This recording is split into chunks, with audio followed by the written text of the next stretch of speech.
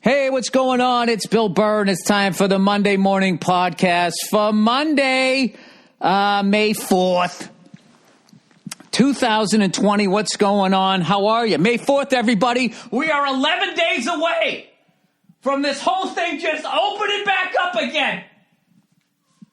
I know that's true because old Donnie Boy said it was going to happen.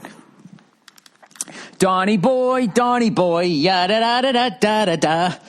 He says it's all opening up on May 15th, which totally makes sense. Do you know what? If he reopens it and everybody gets sick, the fact that he's going to get shit for that, when I'm taking my daily walk, my old man walk, shuffling down the street like some old fucking mob boss, who's trying to pretend he's insane. I don't have the bathrobe on, but I definitely got the mask and all of that shit, right? I go out to the grocery store. I wait my turn to go in. I got the gloves. I got the mask, right? Looking like a fucking beekeeper, right? But there's just too many selfish fucking cunts. Yesterday. Jesus Christ, it was just yesterday. I'm walking down the street. Ba-doo-ba-da-boop. I'm minding my business.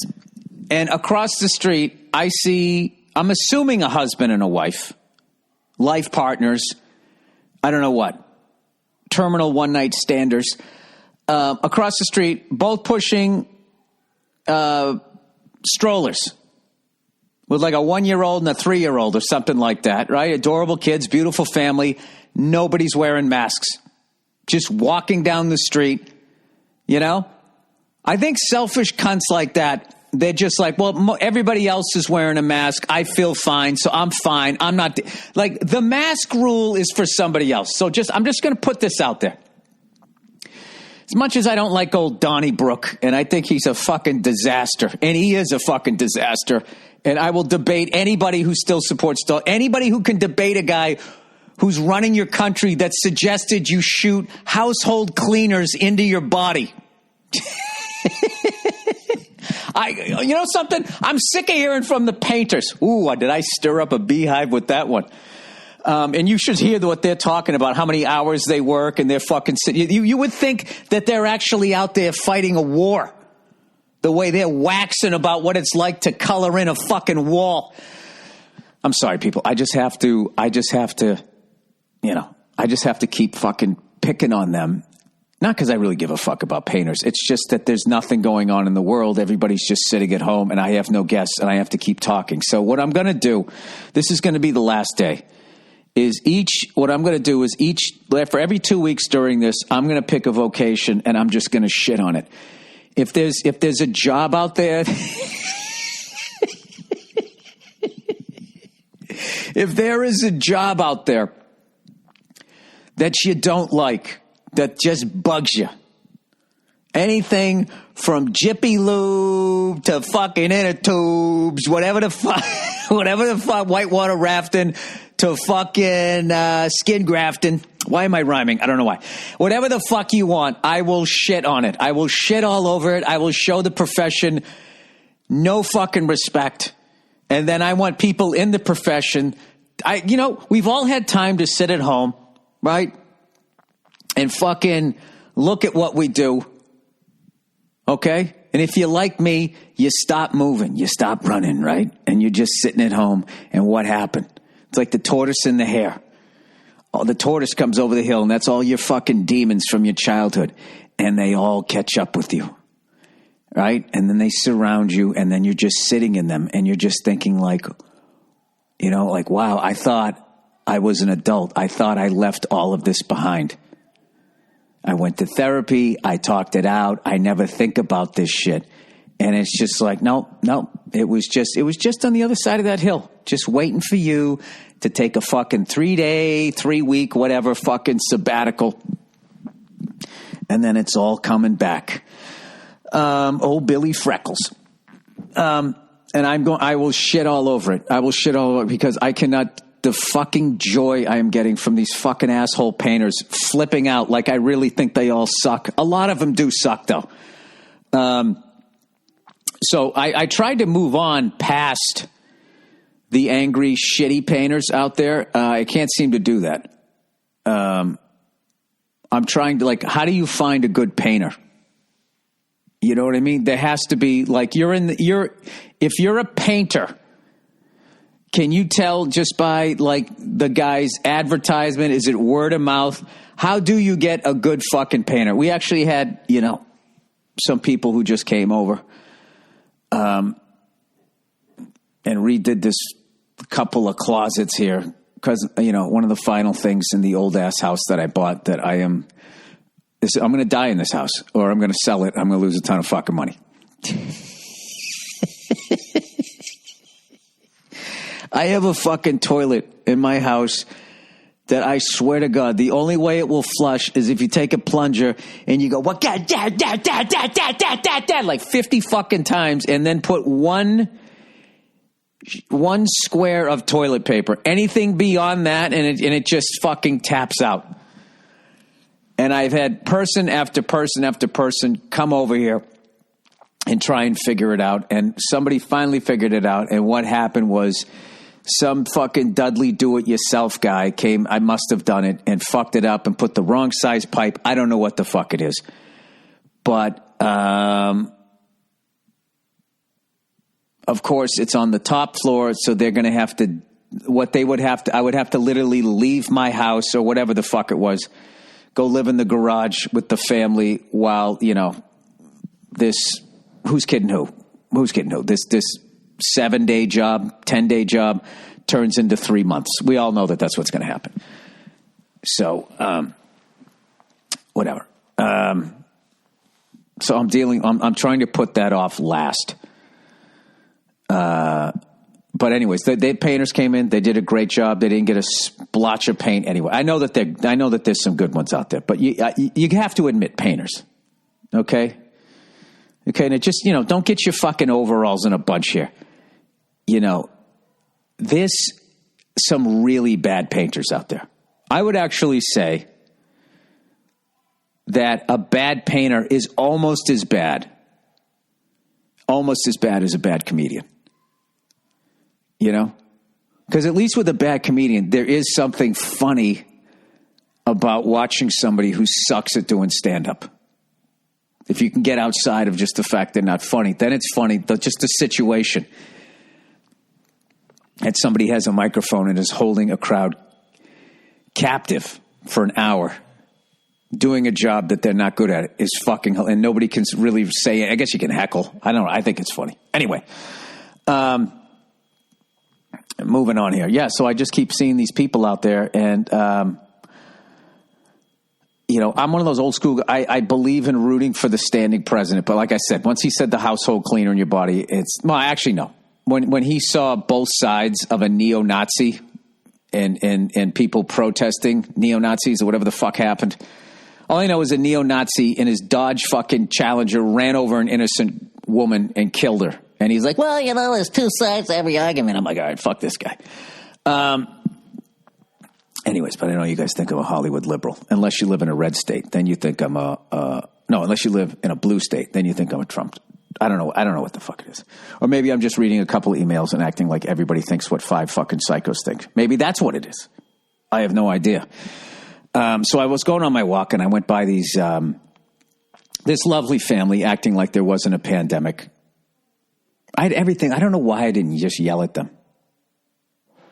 They were on the other side of the street. Like, why aren't you guys wearing masks? Do you want this to last forever? I just can't do it because their kids are there. But seriously, it's just like, what are you fucking special? I'll tell you what I fucking heard. Do you know, like when you're at the airport, right? And something's going on with your ticket. And you're standing in line and you're waiting your turn and somebody's up there and they're talking and they're talking and they're talking. You're thinking like, how fucking long does this take, right? Because at the end of the day is you don't give a fuck about the end result of their bullshit. You just want them to get the fuck out of the way so you can go up there because you are the most important person in the universe, right? But you stood in line. As selfish as you are, you stood in line and you waited your fucking turn and you walk up there, the band's playing, the spotlight comes on and it's your time to sing your little song. And in the middle of your bullshit, somebody comes walking up to the counter on the side because they just have a quick question. Whenever that happens, man or woman, I had this fantasy, and I actually ended up seeing it years later in the movie Once Upon a Time in Hollywood. You know when Brad Pitt grabs that chick by the back of the hair and fucking repeatedly smashes her face on the man? That's what I want to do to the person. Oh, did you not see the line? You have to stand in the line to get up to the fucking counter, you fucking patage. I used to see, now I just say something. I just look right at him and I go, buddy, there's a line. And you know what those cunts do? They just ignore me. And then that makes me even more angry. And it's just like, what happened to the world where this guy get the old Sunday punch right in the old fucking kazoo? Oh, shut up, Bill. You're not going to punch anybody at an airport. You're a law-abiding fucking pussy. Yes, I am. All right? Anyway, that's why I look at these fucking people with masks. Can somebody start driving around and just yelling at people who don't have masks on? Just do it in a compliment. Hey, it doesn't apply to you. The wearing the mask thing is for other people. My other favorite thing is the no mask person who then walks in the middle of the street. I mean, just get a fucking mask. Nah, get a bandana, tie a t-shirt on. Nah, I'm not doing that. That's inconvenient. It makes my face sweaty. But I don't want to get it, so I'm not going to walk by the other people. So instead, I'm going to walk in the middle of the fucking street and make somebody have to slow down and then decide what level they're going to push their horn. Do I go with a peep? I fucking hate myself that the other day I peeped at somebody. I should have just blasted the fucking and said, get out of the fucking road and put on a mask, you stupid cunt! You know what fucking kills me? Is all of these fucking people out here, they're sitting there and they're bitch moaning and complaining, the government isn't doing this and the government isn't doing that, right? And then you got there's a third of the fucking people are outside walking around without fucking masks on. It's like, are you anarchists? Do you want to do you want the whole fucking thing? I don't get it. I don't get it. Whatever. Moving on. All right, let's get back to The Matrix. Did anybody watch the Jordan documentary last night? The last 2 fucking episodes? Another amazing couple of episodes. Thank God that thing came out now. Jesus Christ. I didn't know that they had footage of that scrimmage I always heard about in the Olympics, the 1992 Dream Team. I felt bad for Tony Kukoc, too. Is it Kukoc? They kept calling him Kukoc. It was Kukoc. The whole time he fucking played in the NBA. I thought that's how they said it. Now I don't even know how to say it. I'm sitting there talking about how they shut him down. It's like, yeah, you shut him down, and then you also had another 10 of the greatest players who ever played the fucking game. He's playing for fucking Croatia. You know? Gee, who did you decide to key in on? And I love that he came back in the next game and he scored 16 and had a good game. I thought that was cool. And I also thought that was what made European basketball players great. That was the tipping point when the Dream Team came over there and just essentially kicked everybody's ass and embarrassed them. You know, athletes are athletes no matter what fucking world they're in, and they want to compete with the best and they don't want to get embarrassed. And everybody was just like, oh, that's the fucking level. And not only did they get up to that level, they ended up surpassing it in a lot of areas, becoming all-stars in the NBA. So I thought that was really cool. You know, all of a sudden you had all these Dirk Nowitzkis, these 7-foot fucking European dudes coming in who could hit fucking 3-pointers like they were a shooting guard.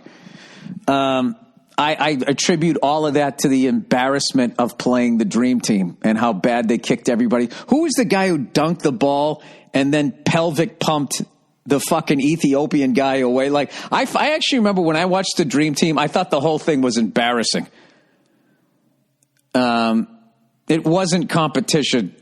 It was like watching fucking fifth graders play tackle football against first graders and then standing over them after they knocked them down yeah, motherfucker, what? I actually didn't watch a lot of it. But the Dream Team scrimmage, when it was it was basically an all-star game where people really tried. and play defense and all of that shit. They tried on both ends of the court, right? And at one point during the game, they called a foul. I don't know if it was on Magic, but it was Jordan had the ball, and then they called a foul. And I've never seen Magic his entire career. I never saw anybody get to him. I never saw anybody make him mad. Like, I know he was like super depressed in 84 when he lost to the Celtics, but he kind of got over it when he won again in 85 and then 87 and 88. I think he got past that. But like, to actually see him get mad and take the ball and throw it up into the upper deck, to be like, wow. Nobody in his entire career that I ever saw got him that fucking upset. I don't know. Maybe he was a little more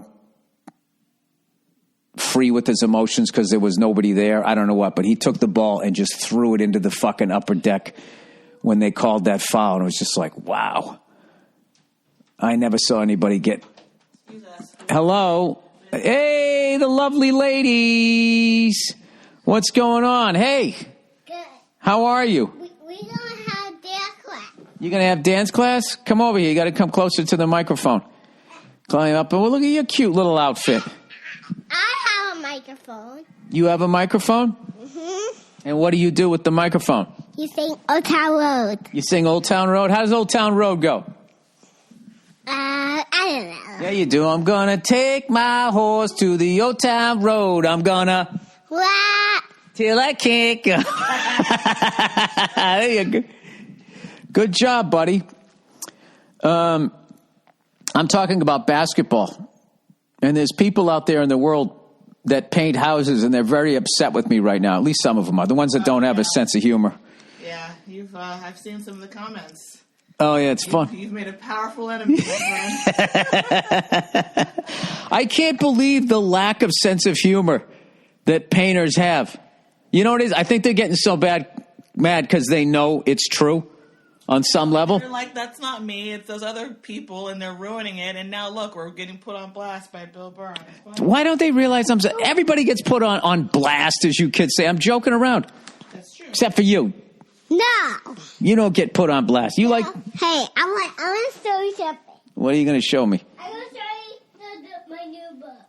You're going to show me a new book? I'm in the middle of doing a show. You wouldn't realize it right now, but I'm technically in show business right now. Wait, come on. We gotta do your class. All right, bye. Bye. Yeah, all right. Okay. I just feel like there's a bunch of angry fucking painters sitting in vans right now listening to this going, someday he's going to hire me. And I'm going to do the best job ever. And I'm going to ask if he likes it. And the second he's blown away, I'm going to take out some red paint and say, fuck you, you red cunt, on the wall. I saw a really cool old Cadillac. I saw a 69 fucking Cadillac Eldorado. I mean, that's just a fucking man's car. Parked on the side of the road in need of some TLC. Original. The whole fucking car was original. It was fucking... Body was still straight. Still the original hubcaps on it. The paint just from years of sitting in the sun was pretty faded, and it needed a new top and all of that. But Jesus Christ, is that a fucking beautiful car. Someday. That's going to be my retirement car. I'm going to get one of those fuckers. Drive around and be like, I used to do things in this business, and then I made fun of painters, and it all came crumbling down.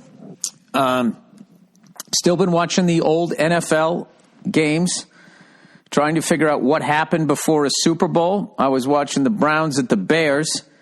I got to look this guy up again. I have to give this guy a proper shout out. Let's see here. They had a running back. The Bears did. What the fuck is it? Number 44, Cleveland Browns. What was this guy's name? And I was like, man, he's playing incredible, right? Come on. Where is he? 1969. That was his number, right? Yeah, number 44. Cleveland Brown roster. 44. Leroy Kelly. The guy, like, I looked this guy up. I'm like, man, I never heard of this guy. And listen to this. I got to make sure I get his whole thing down. So there's actually people talking like this guy should be in the Hall of Fame. He had 7,274 yards back when you had to earn it. He was an NFL champion in 1964. He was a 6-time Pro Bowler between 66 and 71. He made it 6 years in a row. 3-time first team All Pro. He won the Burt Bell Award, which we all know he was the commissioner, I believe, before Pete Rozelle. And they had the Burt Bell Bowl, which was the playoff bowl for third place in the NFL, which we all know happened from 1960 to 1969 now.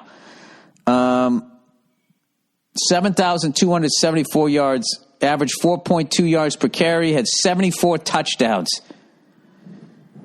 I feel like in order to get into the Hall of Fame, he needed to get up until like 9,000 and closer to 100 touchdowns. It seems to be how it was. But like Leroy Kelly, learn your old NFL players pre-Super Bowl, even though he played after the Super Bowl era, but he was also on the Browns, and they were just in a bad way in the 70s. I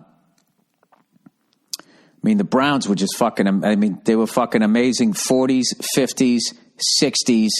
They shit the bed in the 70s, came back with the cardiac kids in the 80s. It all went to hell. Art Modell left. We all know the deal. 95. Cleveland smartly retained the ownership of the name the Browns. And they're the only franchise that's had a perfect season and then had a 0-16 season. They went like 14-0 one year in like the late 40s when they were still in the All-American Football Conference and or Football League, whatever the fuck they called it, before they joined the NFL, and then they went 0-16 a few years ago. I've always liked the Browns. I had family back east. I had family out there, so I had relatives in Cleveland and Detroit. So I always had, that's how I became a University of Michigan fan.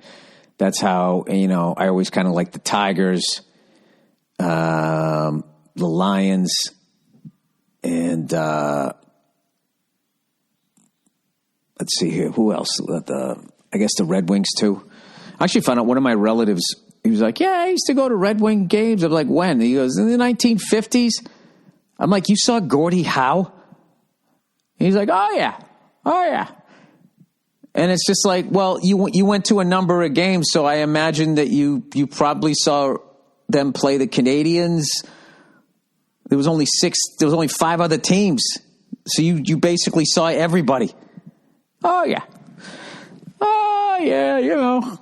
I was there at the inception. You know what's hilarious? If I fucking went back in time in a time machine, that's what I would do. Where Tom Cruise would go back and try and kill Hitler, I would go back and try to get a ticket to the fucking Colts versus the Giants in 1958, the greatest game ever. Was it 58 or 59, something like that? I would go to that. I'd go try to go to the game where fucking Willie Mays caught the ball over his shoulder. And then just to see people, like, what their reaction was in real time. You never know in real time how great something is. Is something like, is it something when it's great, people continue to talk about it, and then like the legend starts to like blur, like the myth starts to blur what actually even happened. Like there's so many plays that I remember now going back, and I remember this play, and it was just like, it's way bigger in my head. A catch, a run, a hit, or something like that. It's way bigger in my head, and then I go back and watch it and be like, oh, that was, it's still not a standard play, but it's way more standard than I had remembered in my head.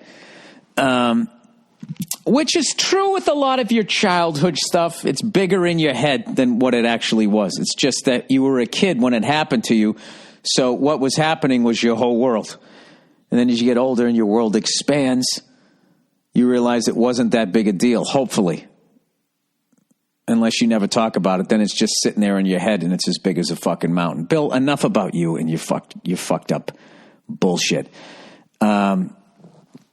Anyways, this is the last week I'm going to make fun of painters. I'm just going to read their fucking things. I know it's a fucking cool job. That's not a cool job. It's a fucking hard job. And I know that there's very few people that are really good at it and actually take the fucking time to do it right. I mean, you can say that about anything. You can say that about comedians, mechanics, Isaiah Thomas. That poor bastard. The competitiveness of him is what made him go in that documentary. It's like, why would you, Isaiah Thomas, knowing Michael Jordan fucking hates you and thinks you're an asshole, and he has final cut on a documentary, why would you go in there? You should have been like your boy, Bill Lambier. I bet they asked him. He's like, I'm not fucking doing it. And he has final cut? Fuck you, I'm not doing it. I got to be honest with you. As much as a Celtics fan, I hated Bill Lambier, I fucking love that when they came at him, they said, hey, all these years later, do you regret not shaking the Bulls' hands? He goes, no, fuck them.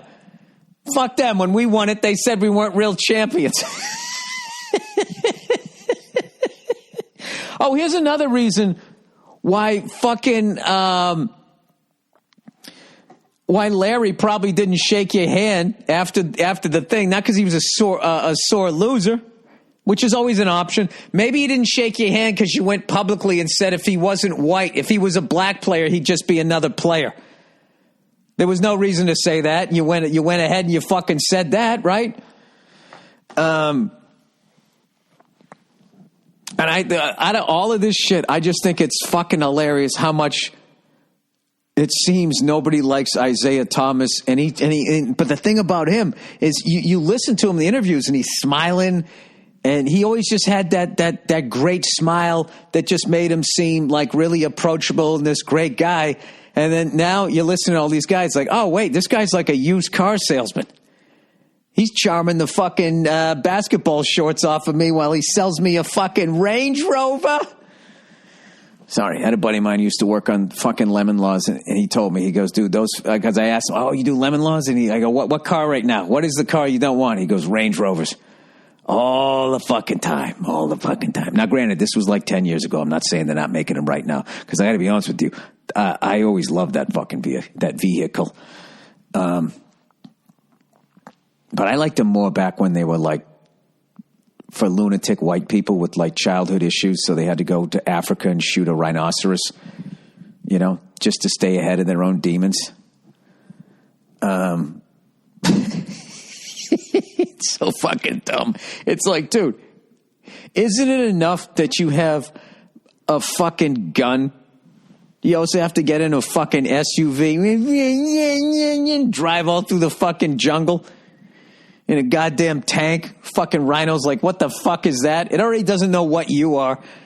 And then you go out there and from like 100 yards away, 100 yards is actually impressive. I don't know, whatever, how far away you are. You just fucking shoot this goddamn fucking... I mean, what is a rhino? It's a fucking roided up cow. It's a small dinosaur. I don't know what it is. I do think it's hilarious that people think if you take the horn and somehow like put it in your fucking tea in the morning, it's going to make your dick harder. And there's still people doing that. It's like, we have medicine for that. Just get some Viagra and leave the fucking thing alone, you cunt. Right? I don't know. Anyway, let's get to the... if you've listened to this podcast long enough, you guys would realize that I have all the solutions for the world's problems and none for myself. Policy Genius, everybody. I think I have to fucking remind people to not take this fucking podcast so goddamn seriously. Or maybe that's the fun of it, that people actually do it. This is how bad my eyes are getting. I wrote cool old caddy as far as something to talk about. I have my little topics here. Michael Jordan, parents no mask, cool old caddy. And I just read that as cool out caddy. Like I'm at a golf course and there's some caddy at the golf course acting like an asshole. I had that job. I told you that. I had that job at a country club. I hated that job only because I was a redhead. But other than that, that was one of my favorite fucking jobs I ever had. And I loved all of the, like, I just thought the members at a country club, I thought it was the coolest fucking thing ever. I could give a fuck about golf, but I just loved the ball breaking that they did with each other. I liked that they fucking, I used to like watching guys fuck with other guys. I remember one time I was caddying with this guy, and there was this other guy who was a better golfer. They were both good golfers, but one guy was just cool as a cucumber, and that was the guy I was caddying for. And the other guy was fucking wound up like me. And they weren't even playing for money. At least they didn't say it out in front to us, right? And I remember, like, he got in this guy's fucking head, and the last fucking thing he did, even I was just like, Jesus Christ. I was getting uncomfortable. I thought there was going to be a fight. This fucking sweaty, wound up guy, right? And it was funny because the other guy was older, and he was in great shape. He was really slim, barely sweated the whole fucking time. He was just out there just fucking, he knew, like, you know, the thing that fascinates me about golf is that whole thing that you get in your own fucking head, and then all of a sudden you can't fucking do it anymore. And the frustration of it. I actually, you know, all these years of making fun of golf, I now have a tremendous respect for it. Basically, because one time I did a benefit and there was pro athletes there, and all of them said that those guys are the best fucking athletes out there. And I'm like, what are you talking about, man? You played hockey. You got to like literally learn how to run and walk. And he goes, it's not the same thing. He goes, man, I would just go out there on the ice. I was just reacting. I didn't have, the game is so fast, you don't have time to think.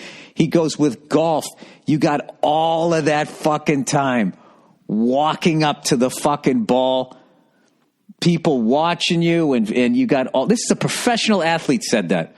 And as he was saying that there was two other pro athletes, different sports, nodding their head. And I had to sit there and take a hard look at my gym class recreational career and be like, you know, I think these guys achieved a little more in the phys ed world. I'm going to have to go with these guys. And they were just saying how difficult the game was. The thing is, I never gave a fuck about it. And I always thought that hooking and slicing was fucking hilarious. And I would always, whenever I played, I would go out and I would have at least fucking 12 just shitty golf balls in my bag. And it's just like, you want to look for that? I ain't fucking walking in there looking for it. And another thing too was I would count every fucking, that's a gimme. No, it isn't. That's the thing that I fucking hated about golf was the amount of fucking cheating. That's a breakfast ball. No, it is. That's not a breakfast ball. I already had my breakfast. Okay, I had a nice nutritional breakfast, and I got up here and I hit the fucking ball, and it's on it's two fucking fairways away.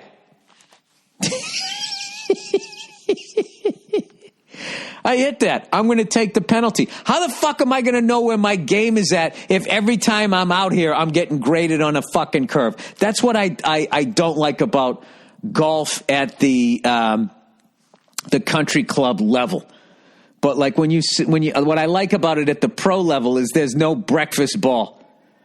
Although I will say, watching somebody with a lead in one of the majors completely fucking unravel.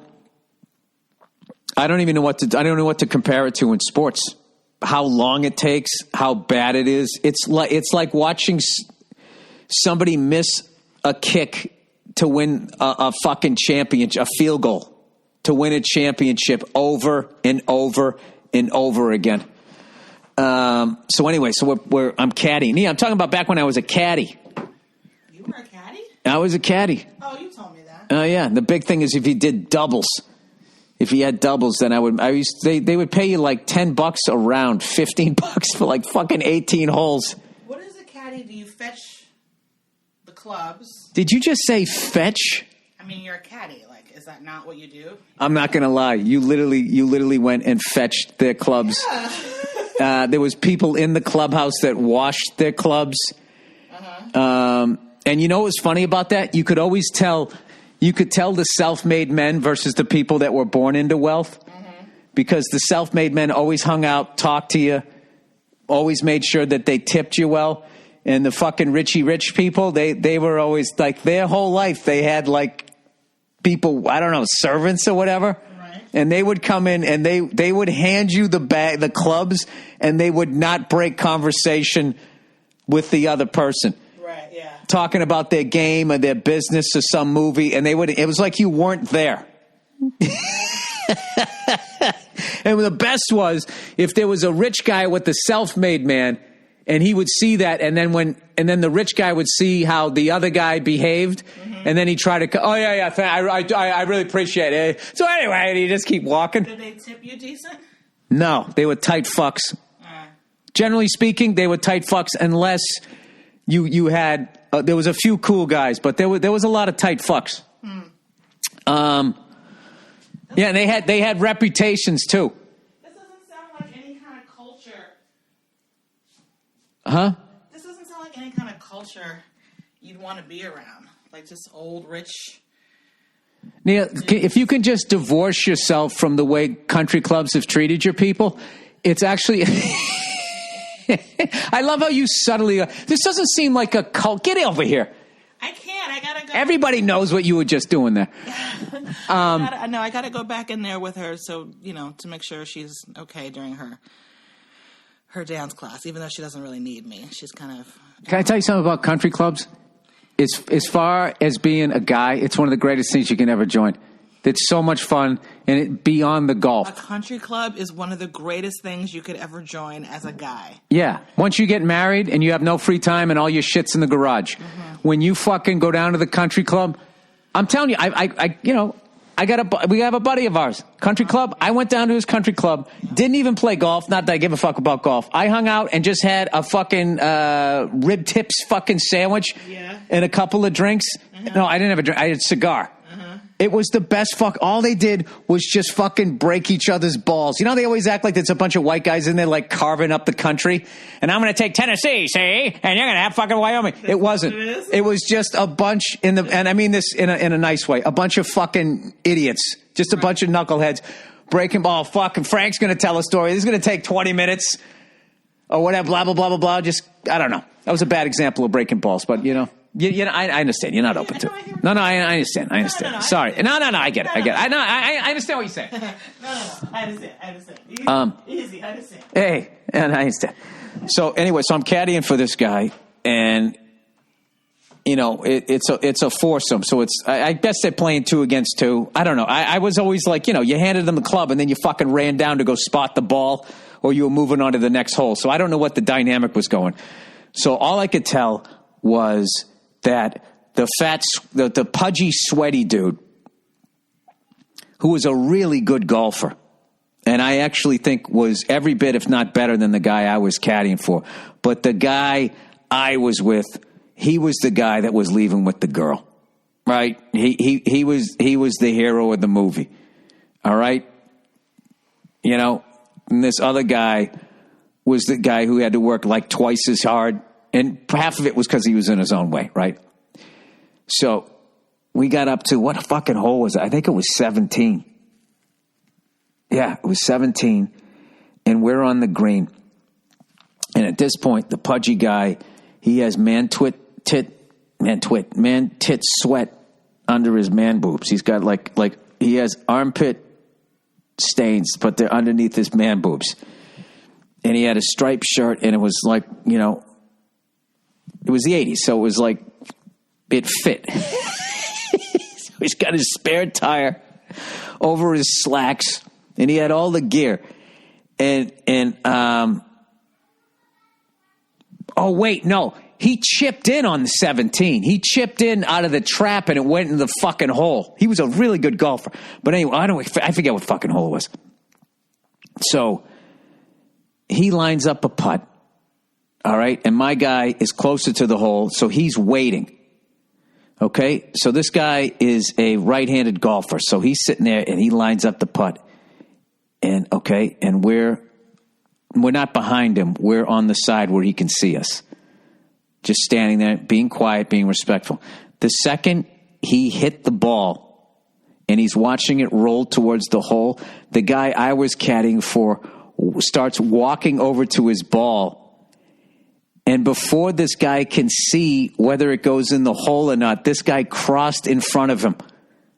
It was just like, I was right there. I was like, there's going to be a fight.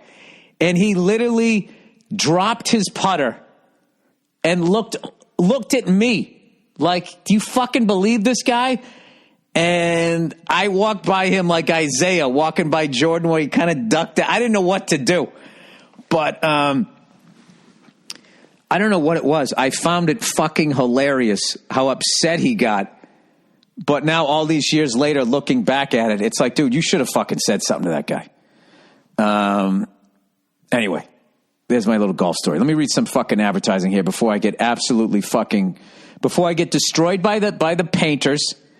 And then I'm going to, just to let you know, I'll do a little teaser here, like old time radio. Fuck you, you redheaded do nothing cunt.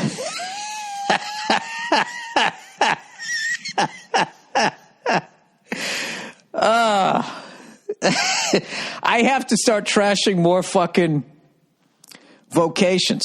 All right. But I always come around. I've been trashing golf for years, and now granted, it took three professional athletes at the same time to say how great a game it was, how hard it was. But that is one thing about me. Okay, you can call me a bald, redheaded, do nothing cunt all you want, but I can be swayed. I am not going to sit here and just be stubborn and continue to say that painters are on the lowest rung of the learning a trade. It's like you didn't know how to build anything. You couldn't get in the wall. I love how plumbers had a sense of humor that I said they grew up in single-parent families and they didn't have enough food, and they used to go underneath the sink to try and find some scrap bread or whatever the fuck I said. I didn't get one fucking email from a plumber. These painters, man, they're a sensitive fucking crew. I think it's because they dress like nurses. You know, they come in dressed all in white. If anything I'm getting out of this, I'm getting more fans in the plumbing and carpentry vocation. I have gotten a couple of those emails. Keep trashing those fucking guys. All right, Policy Genius. There was never a bad time to save money, but now more than ever, finding smart ways to put some cash back in your pocket can make a big difference. One way to do that is to simply save on things you're already paying for, like home insurance. If you own a home, reshopping your home insurance rates with Policy Genius could save you a good chunk of change, and the best part is you barely need to lift a finger to do it. Motivate your audience. Okay, now that offends me. Like, I know what I'm supposed to be doing here. The first thing I have to do is I have to get them to listen to the copy. That's what I need to do first, all right? You'd know that if you really were a genius. Policy Genius. First, head to policygenius.com and answer a few quick questions about yourself and your property. Then Policy Genius will compare your policy against options from top insurers to make sure you're getting the right home insurance coverage at the best possible price. If Policy Genius finds you a better rate than what you're currently paying, they'll do all the work to get you switched. I mean, come on, man. How fucking you don't have to do anything. That's perfect. Own a car too? Policy Genius will compare your home and auto policies across different insurers and even mix and match to find you savings. They save their customers an average of $1,127 per year just doing that. Call to action, parentheses, this section is mandatory. Hey, if you write it, I read it, buddy. So, or lady. So if you'd like to put a little cash back in your pocket right now, see how much you can save. So if you'd like to put a little cash back in your pocket right now, see how much you can save by reshopping your home insurance rates at policygenius.com. I don't like how there's no sort of podcast code there. How will they know that I sent them there? Geez, there. All right. Helix. Okay, here is my Helix ad.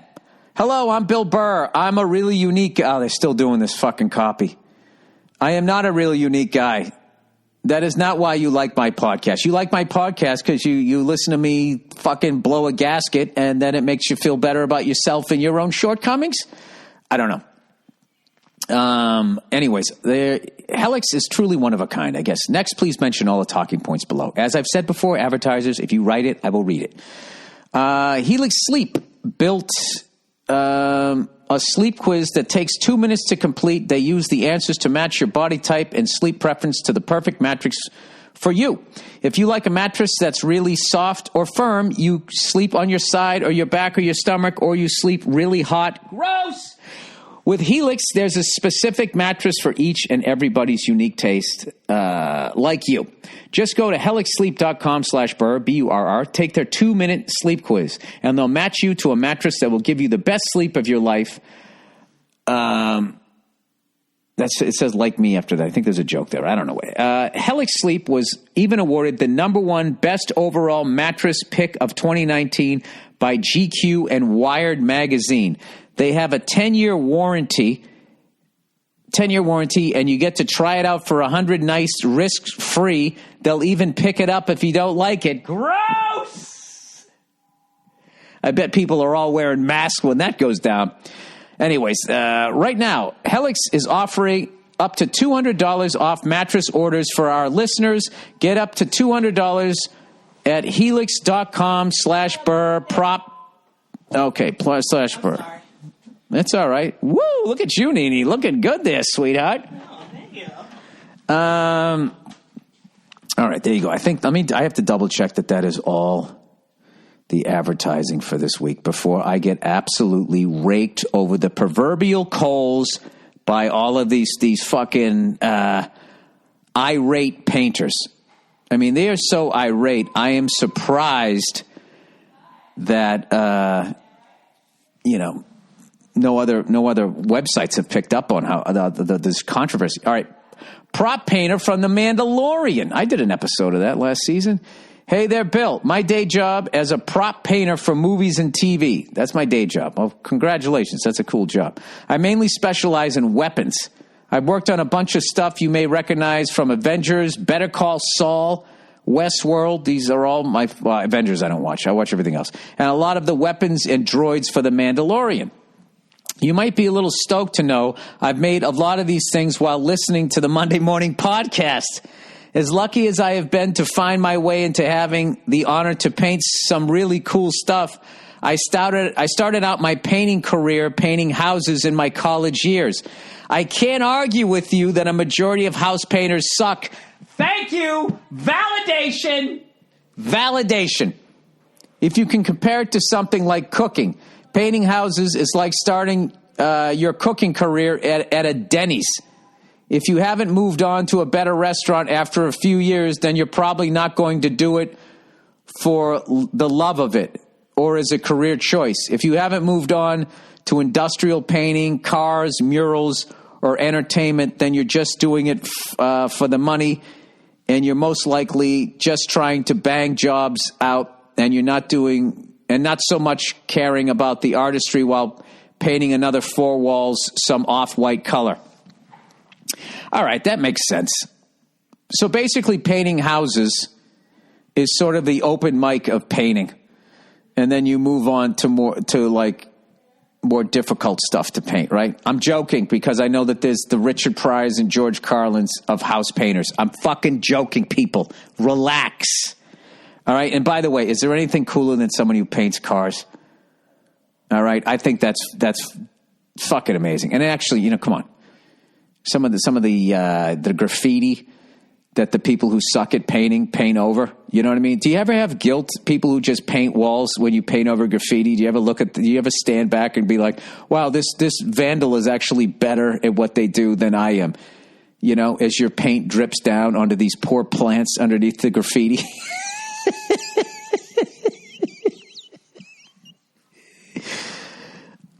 In defense of painters, they can't hide their shitty work the way a plumber can. Like whoever did my old ass fucking house. They can't hide their, like I had a guy coming over looking at the hot water heater the other day, and I have like one, I don't know anything about plumbing, but the where the water goes in, the pipe will just say is 3/4 inches, and where it comes out, it's like 1/4 inch. And the guy, before even ever had to open a wall, he goes, well, I don't know who did that, but that is not up to code. And he, as a plumber, was saying that, most plumbers don't take the time to do it right. So I think in general, we listen, here's the deal. I mean, if you guys fucking shit on comedians, I'll laugh about it all fucking day long. I love it. Comics shit on other comics. I don't give a fuck. I didn't realize how precious the art of painting was. A house, how sensitive people are until this guy here. Fuck you, you redheaded do-nothing cunt. By the way, you forgot the hyphen between do and nothing. Just the way you missed that corner when you painted the house, you sloppy cunt. All right, stop bashing my fucking career. This guy really comes with soccer mom energy. I'm working 75-hour weeks to get my wife and kid through this pandemic that has your pussy ass stuck at home. Look at this fucking guy. He paints a house and all of a sudden he thinks he can throw hands. Oh, you're a tough guy, huh? Walking around with your Oshkosh bagosh overalls? Let me ask you this. On your painter boots, did you write right and left so you'd put them on correctly? I'm coming right back at you, buddy. As you're fucking whining about your fucking work week. Just because you people hire idiots doesn't make all painters bad. This point has already been made. Stop hiring dumbass, you fucking morons. I agree with that. Take your mic out of your ass, hilarious, and learn how to vet a contractor, you bald twat. Once again, body shaming me. I liked your podcast until last week. You fucking pussy! You're going to take your paintbrushes and go home? You're going to go out and go cry in your van? Hey, good luck to you, buddy. All the fucking people that I have shit on in this podcast, all of these fucking people I've shit on, and you've had no fucking problem with it whatsoever. And all of a sudden, I come around to you and your little pedophile fucking van with your splotch of fucking paint and your fucking nice head of hair, right? And all of a sudden, now you're going to leave? Well, go ahead and fucking leave. You know what? Yeah, I'm going to do you a favor. I'm going to help you leave here. I'm going to find a painting podcast house that you can listen to so you can feel like it's a safe space. House painting podcast. Here we go. I'm going to give you the first one.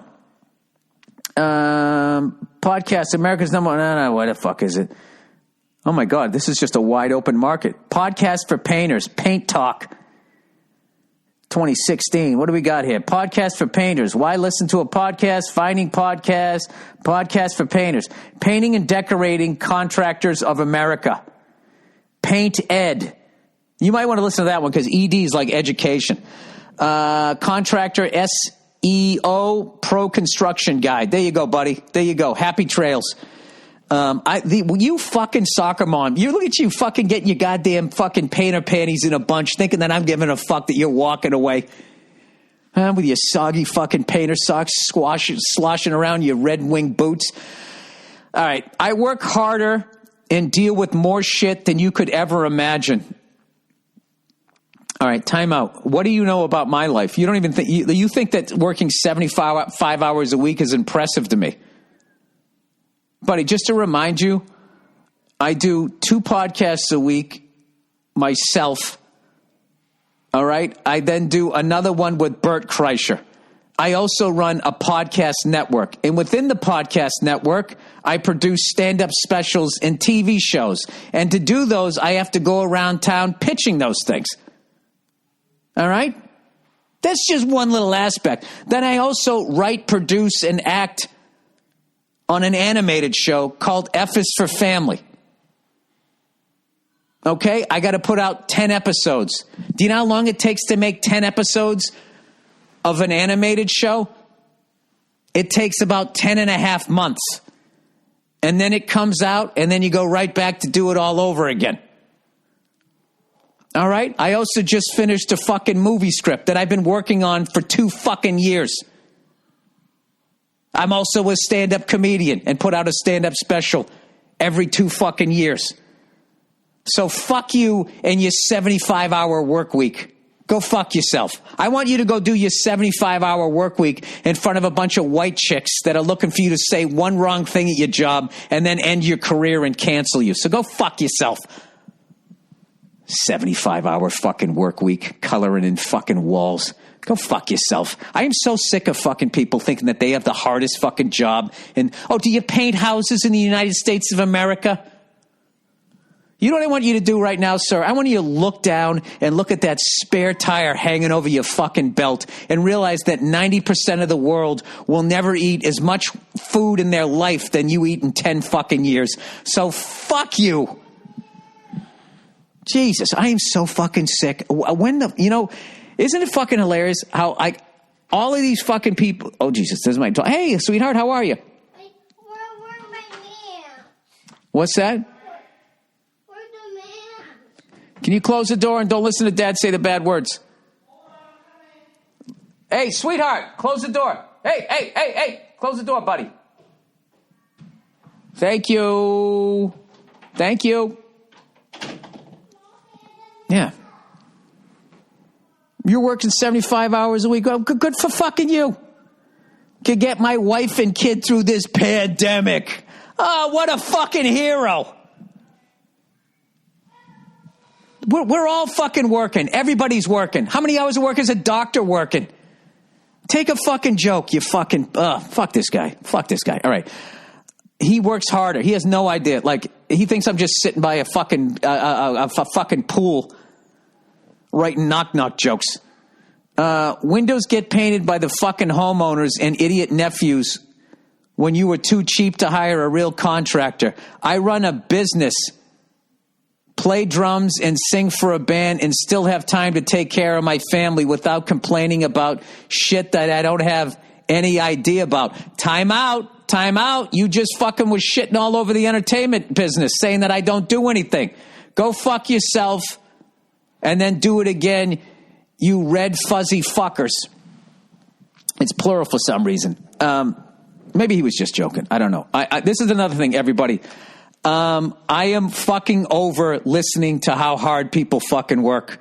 Let me ask you guys a question. How annoying was it when I just told you how hard I work? And I didn't even tell you how many hours. I told you how many months. How annoying was that? Okay, just know that when you do that, you sound just as fucking annoying. Oh my God, I have to bust my ass every week to take care of my family. Who doesn't? You know? Let me ask you this, painter. You tell me you tell me what in your fucking career. What is the showtime at the Apollo, surviving that, of being a fucking house painter? Go fuck yourself. These fucking, this is my thing about all of this shit. This is for all of you out there who are going to be successful in life. Know this, that no one is going to help you. You're going to be all alone. All right. If it involves going on the road, you're going to intimately know Motel 6, Super 8, and those are like above the No Country for Old Men motels that you're going to stay in. All right. And you're going to do whatever it takes to get there. And you're going to do the equivalent of standing in a cafeteria of college kids in the middle of the day who had no idea there was going to be a show. And you're going to stand up there and fucking humiliate yourself. And there's going to be nobody there to help you. Okay? And if your dream doesn't come true, nobody's going to give a shit. All right?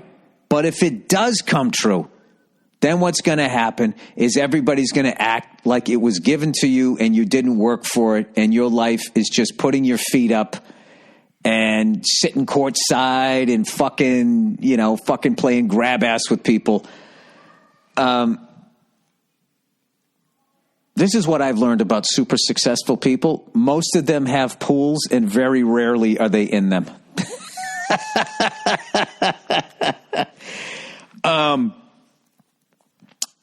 The geniuses in the world somehow have that balance of money and free time. What I find with most people that become really successful is what suffers is their personal life, which ends up being the most important thing. And a lot of times they lose everything that they have. And then they just have this fucking thing that they built.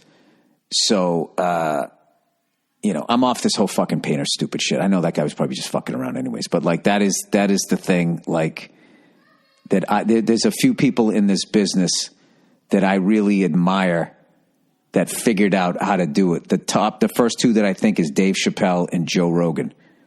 They figured out how to be super successful and also still like have their life is still theirs.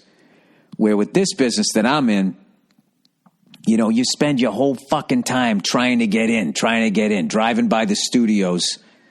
It's right there, and there's this giant wall, and you're trying to do it. Do I go through the gate? Do I climb over? Do I tunnel under? How the fuck?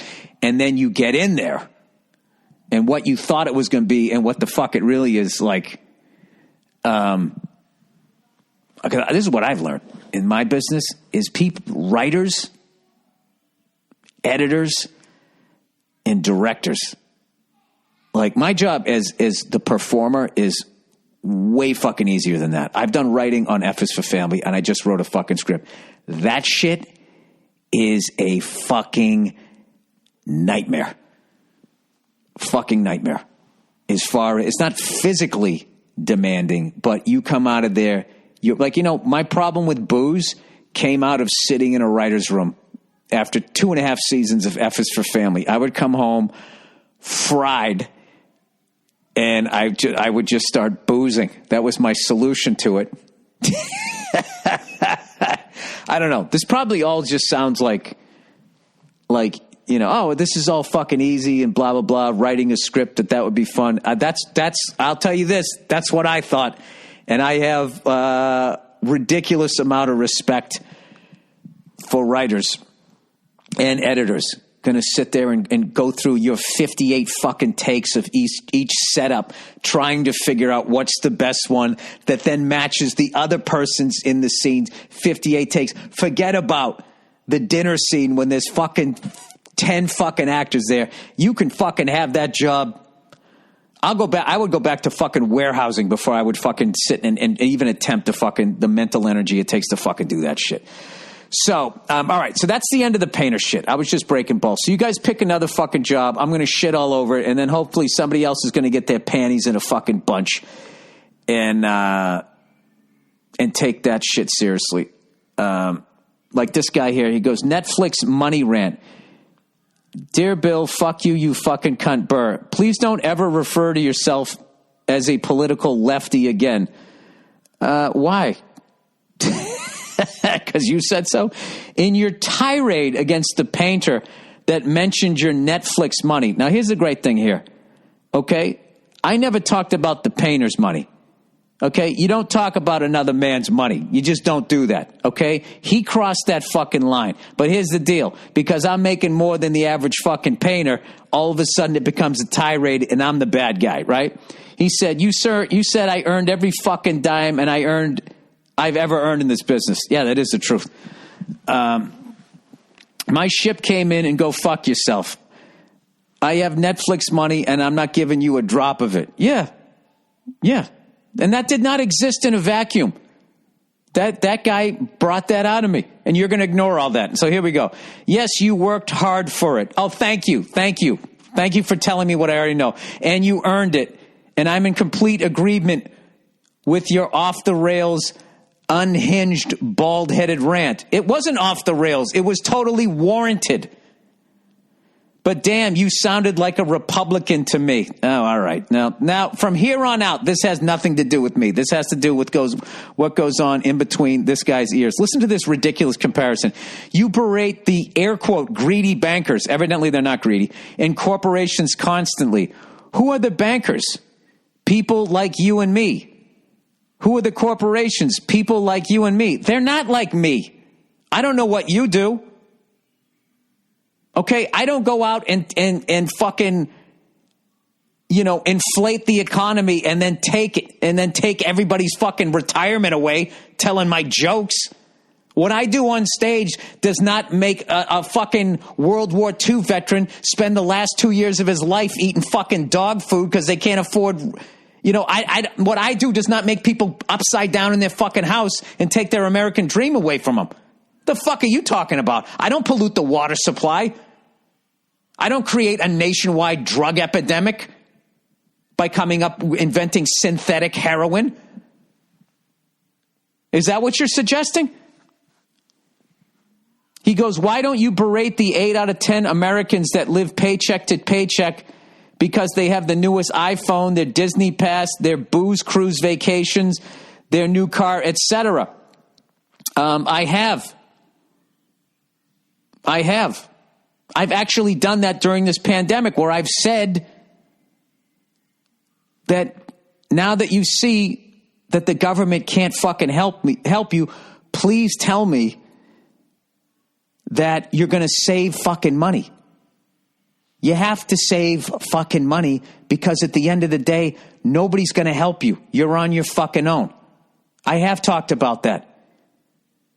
Anyways, their new car, etc. How about berating people that constantly live above their means, max out their credit cards? This is shit I've talked about for years on the podcast, sir. Default on their payments and on and on and on. So basically, you don't give a shit that this guy questioned the money that I've made after I took this ridiculous chance that 90% of people end up just being fucking, out of the business and become like a fucking substitute teacher in their 40s. All right? Fuck all of that. None of that shit counts. This guy brought up my money, which I would never bring up anybody's fucking money. What the fuck you making, right? Unless you're a greedy banker cunt, because then you're affecting everybody else's dream. I don't know, dude. I don't know what your point is here. I think you're just mad that you feel that I didn't yell at the people that you wanted to yell at. So I think you should start your own podcast there. The banks aren't making anyone max out their credit cards, and Apple isn't making anyone buy their iPhone. Wait a second. Yes, they are. Yes, they are. By having the upgrades fill up your fucking phone, that they then go in and take your phone and fucking take all your shit out, and then they go and resell it again in Southeast Asia or whatever. You're completely ignoring that all of the design obsolescence of everything that you fucking buy, and that they make it cheaper to buy something newer rather than have it fucking repaired, which destroyed the repairman business and has the fucking ocean filled with old flat screen out of date fucking TVs. You're painting a very broad brush here, sir. You actually sound more Republican, I would say. Well, whatever the fuck that means. Anyways, if people don't want to buy it, wait a second. But like the people that you fat shame, they have no discipline with food. If people want it, they buy it. Screw the financial consequences. Then cry, I can't pay my rent 2 days into a shutdown. All right, well, you're painting with a broad brush here, which is what I did with the painters. No pun intended, fucking around. I agree with a lot of that. And I think if you're in the middle class, that you need to do what, like saving money is a lost art. And I agree with all of that. But someone who is born into fucking poverty, and you're ignoring racism, sexism, homophobia, all these other social fucking issues that can cause someone to get. So I don't agree with that. So there's my lefty side, buddy. This podcast isn't fun anymore, dude. Come on, we're just supposed to be fucking around here. Even now I feel like I got to sit here and defend what it is that I'm fucking doing here. No, here's the thing. I don't fucking talk about somebody's money, and I don't begrudge somebody if they made their dream come true.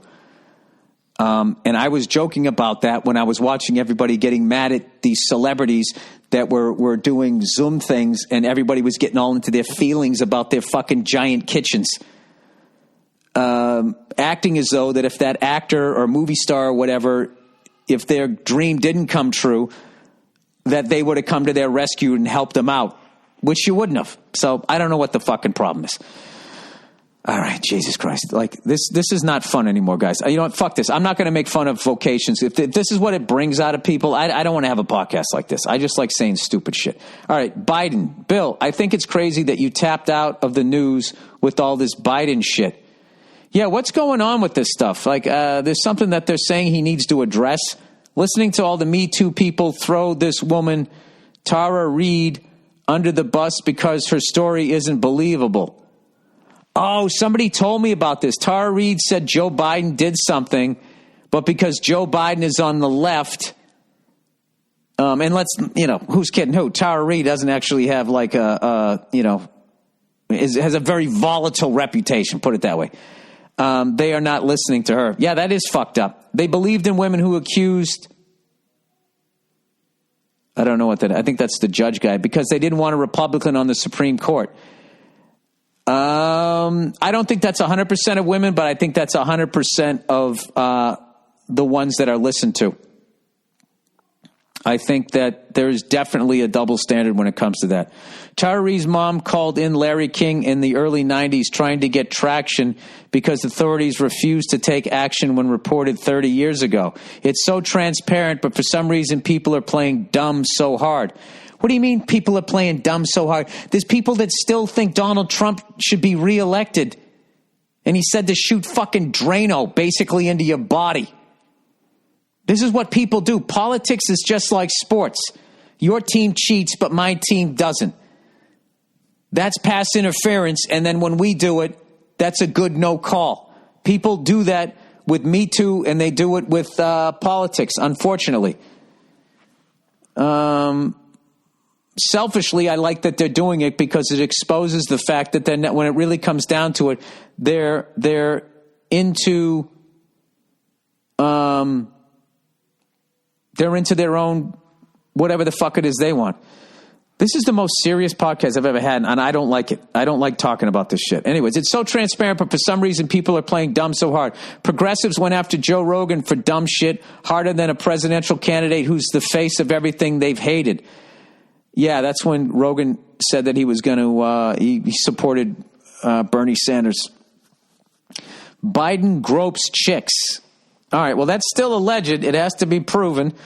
He was a huge part of the crime bill in the 90s that imprisoned hundreds of thousands of black men and classified them as super predators, and he has a consistent record of voting for wars and staying in line with the Democratic establishment. Mind-blowing stuff, Bill. Is any of that, anything that you wrote there, surprising? All right? The fact that Biden has let's just talk about the history of voting for wars and staying in line with the Democratic establishment. That, more than anything, is the reason why Hillary lost and Trump won. All the theories out there. I think this is my own bullshit, and I don't follow this stuff, but I really believe that the 2008 banking crisis and the fact that the bankers didn't go to jail, the government bailed out the banks, and who's kidding who? We now have to, people who are upside down in the house had to help bail them out after they got fucked over. And none of them went to jail. I think that Hillary came along and was a fucking company person, was going to toe the company line, and that was not what people wanted. And Trump was saying what people wanted to hear. I'm going to drain the swamp, and I'm going to do this, and I'm going to do that, and all of this shit. And that's what they were looking for, and they should have put Bernie Sanders. It was like a prize fight. It was just like it wasn't a good matchup. A better matchup was another guy saying, I'm going to, basically his way of saying I was going to drain the swamp on the left.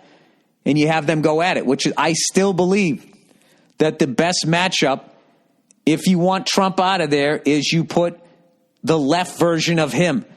So then it's like, all right, this is going to be a good fight. I think the Democrats, once again, for some reason, are going with the company man. And I think I definitely think that is a fucking error. But and this is why I usually end up voting. I should say always. I mean, since way back. When was the last time I voted for an actual Democrat or Republican for president? I think in 96, I actually voted for Bill Clinton. And if I could go back, I wouldn't have. Because he was the guy that signed the last thing for deregulating banks, as far as I know, that opened up what the fuck ended up coming to fruition in 2008. which, of course, George W. got blamed for because it happened while he was president, which wasn't fair. And that was basically that thing that somehow made people not qualified for houses qualified. And then you went from 5 people bidding on a house to 10 people. And then they artificially inflated the house because the market, it's basically a supply and demand. And when you make way more people eligible for these loans, the demand goes through the roof. So then the price of the house goes up high. And then eventually those people who can't afford the house, it was like they just used them as warm bodies in these houses.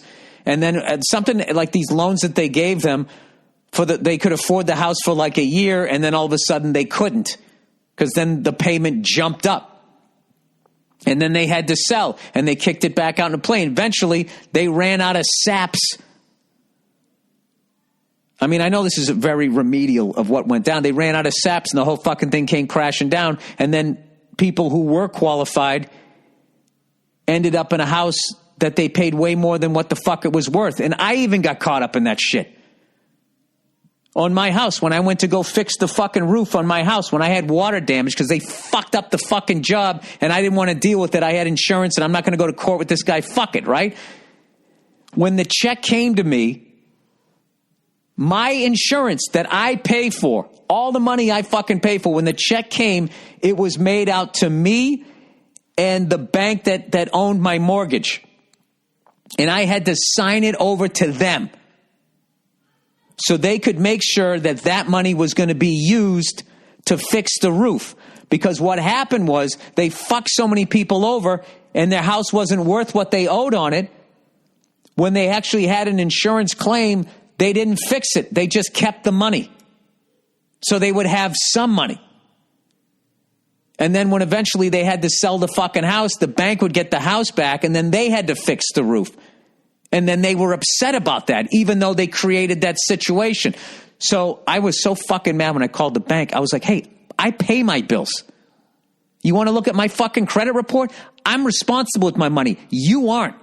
And there was nothing I could do. And I had to send it over to them. And with each portion of the job, I had to wait for one of those fucking banker cunts to come over and inspect the job to make sure that it was done, coming over like a fucking parent. So I think that's what ended up making that happen. And as far as this guy's money rant, I 100% agree with, if you're maxing out your credit cards and you're living week to week, you are setting yourself up. Okay? And you are a victim of your own foolish ways with money. And I'll forgive a younger person. But after you've learned the lesson to just continually be living week to week, once you're making a certain amount of money, you and your wife, there's no reason to be living like that. You bought too much house.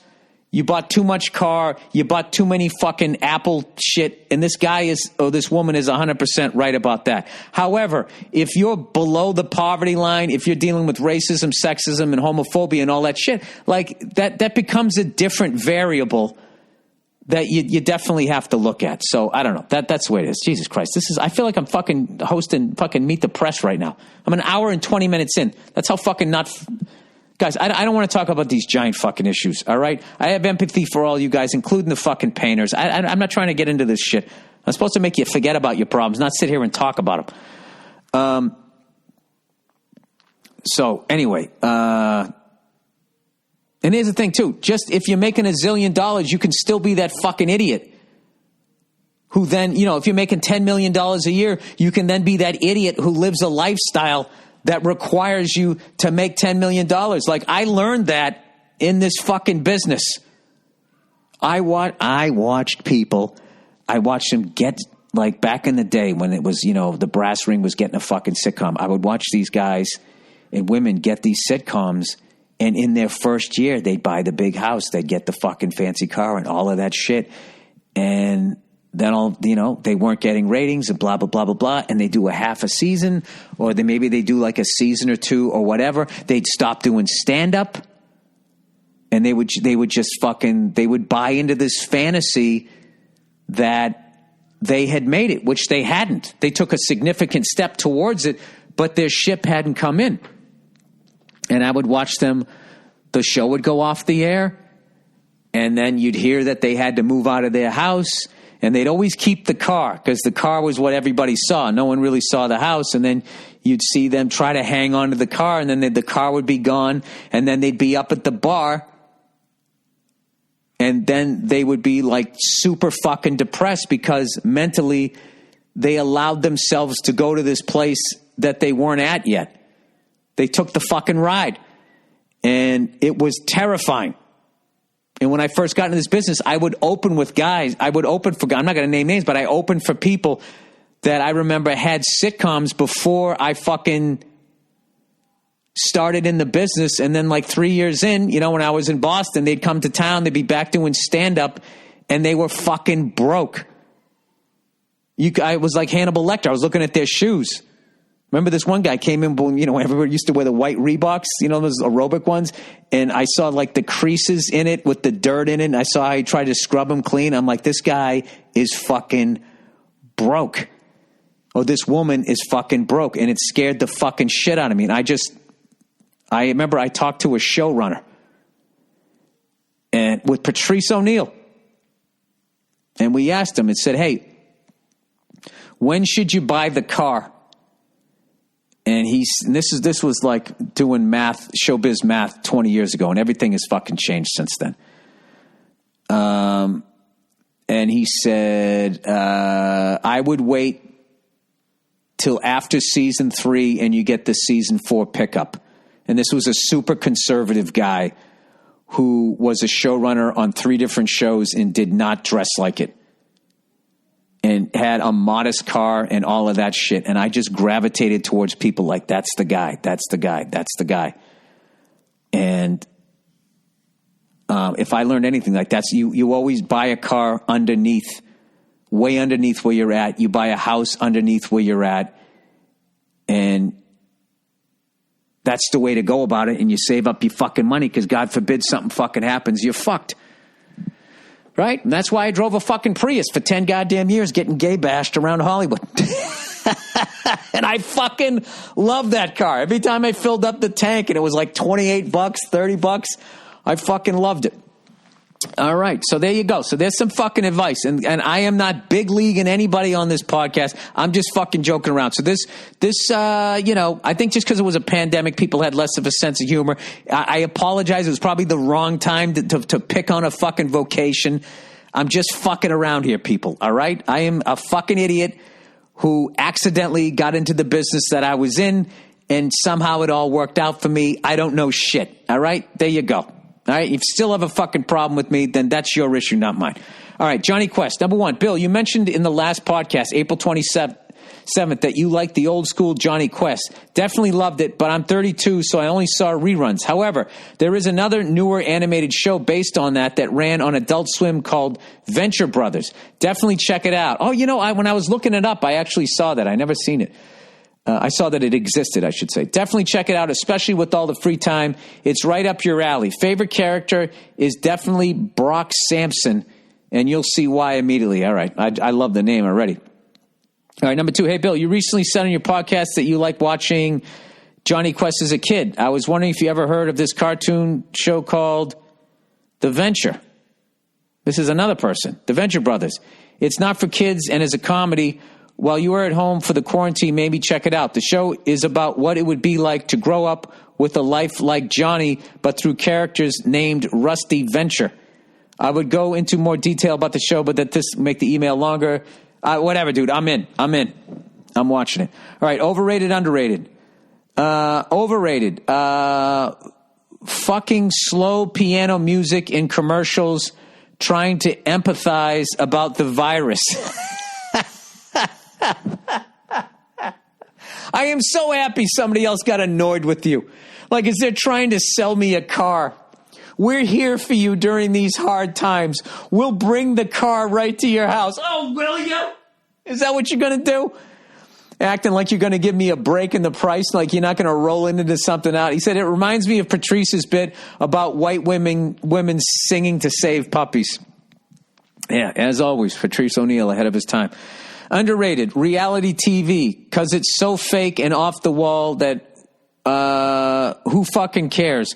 No soap opera could come up with this virus shit. I'm sure they could. I mean, the movies have done it. All right. Overrated. Just hiring a jerk off to fucking paint a room in your house. Underrated. Doing the job to actually find out who the best guy is or lady to do the job. There you go. All right. So all you painter cunts can quit yelling at me and you'll have time to get some turpentine and comb the fucking speckles of paint out of your pubes. All right, go fuck yourselves, everybody. I'll check in on you on Thursday. I'm done with this shit. I'm gonna go back to talking about old time fucking football, about when players had day jobs during the off season, and when the Giants played in Yankee Stadium and Sam Huff shared a locker with Mickey Mantle. All right, I'd rather talk about that shit. All right, than fucking viruses. And people, how much money that they make. See, this is where this shit goes. This is where this shit goes when you fucking sit there and talk about people's jobs and their money. And I started it, so it's my fault, all right? And cue the sad piano music, all right? Go fuck yourselves. I'll check in on you on Thursday.